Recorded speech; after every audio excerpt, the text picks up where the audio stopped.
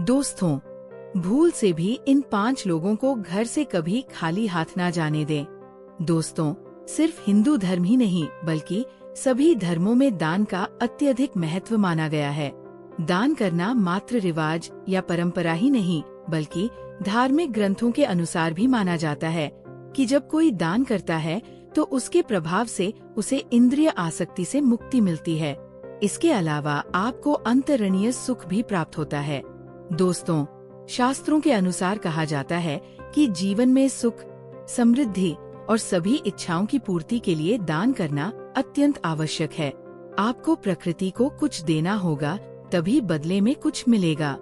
यही नियम चला आ रहा है। दोस्तों, दान को बहुत बड़ा पुण्य माना जाता है।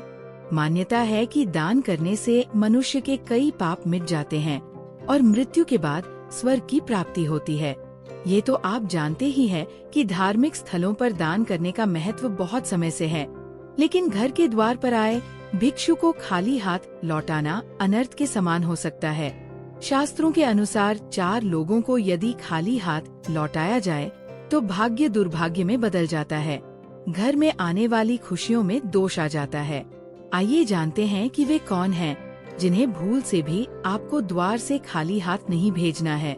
लेकिन उससे पहले अगर आप चाहते हैं कि माता लक्ष्मी का आशीर्वाद आप पर सदैव बना रहे, तो इस चैनल को सब्सक्राइब करें, वीडियो को लाइक करें और कमेंट में जय माँ लक्ष्मी जरूर लिखें।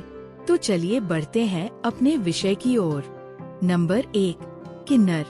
किन्नर से ज्यादातर लोग दूर ही रहना चाहते हैं, लेकिन किन्नर यदि आपके घर, कार्यालय या फिर दरवाजे पर मांगने के लिए आए तो उसे खाली हाथ भेजने की भूल न करें।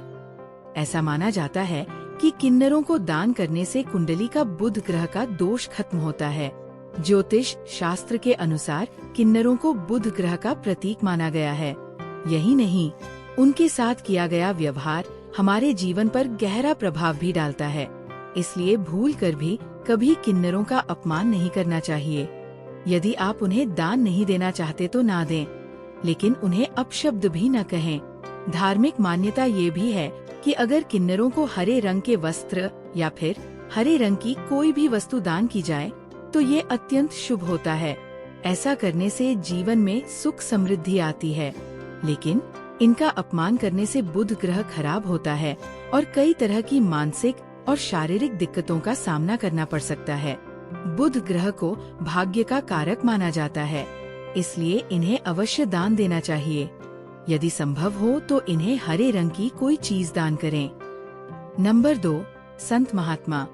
ज्योतिष शास्त्र के अनुसार अगर कभी आपके दरवाजे पर कोई संत महात्मा आए तो उनके साथ हमेशा शालीन व्यवहार करें। उनसे यदि कुछ ज्ञान प्राप्त करना चाहें तो जरूर प्राप्त करें, या फिर यथाशक्ति जो भी हो सके उन्हें मान स्वरूप दान करें और चरण स्पर्श करके उनका आशीर्वाद प्राप्त करें।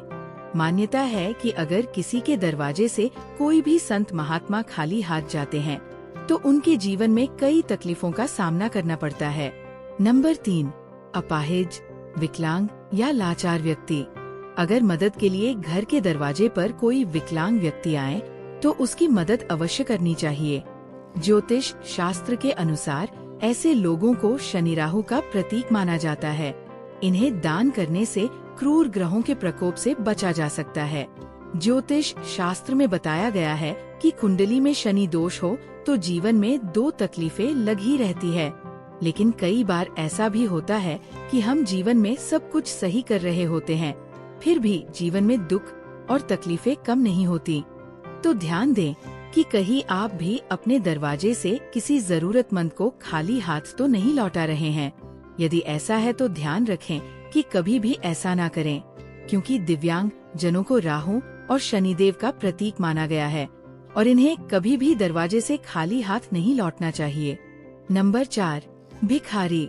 अगर घर के दरवाजे पर कोई भिखारी आ जाए तो उसे खाली हाथ नहीं लौटाना चाहिए। पैसे न हो तो खाने या पहनने लायक वस्तुओं का दान भी किया जा सकता है। अक्सर देखा गया है कि दरवाजे या कहीं भीख मांग रहे लोगों को लोग दुत्कार देते हैं या फिर 4 बातें सुना देते हैं, लेकिन धर्मशास्त्र के अनुसार आप किसी को दान करें या न करें, लेकिन उसे दुत्कारना बिल्कुल भी सही नहीं होता। मान्यता है कि ऐसा करने से हमारे संचित पुण्य भी नष्ट हो जाते हैं। इसलिए धर्मशास्त्र के अनुसार कभी भी अपने दरवाजे से किसी मांगने वाले को खाली हाथ न लौटाएं। यथाशक्ति जो भी हो सके वह दान करें। अगर नहीं कर सकते हैं तो कभी भी दुत्कारे नहीं। नंबर 5, घर की बेटी। घर की बेटी अगर ससुराल से आए तो उसका कभी भी अपमान नहीं करना चाहिए। उसे अपनी इच्छानुसार जितना हो सके दान करना चाहिए।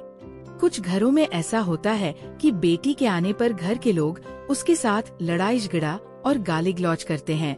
ऐसा करने से आपके घर में दरिद्रता का वास होता है। जब आपके घर की बेटी आपके घर से अपमानित होकर जाती है तो आपके घर की लक्ष्मी भी आपसे रूठ कर चली जाती है। इसीलिए घर की बेटी का कभी भी अपमान न करें। इससे घर की सुख समृद्धि भी हमेशा के लिए चली जाती है। दान का अर्थ। दान का अर्थ होता है कि उस वस्तु पर से अपना अधिकार समाप्त करना।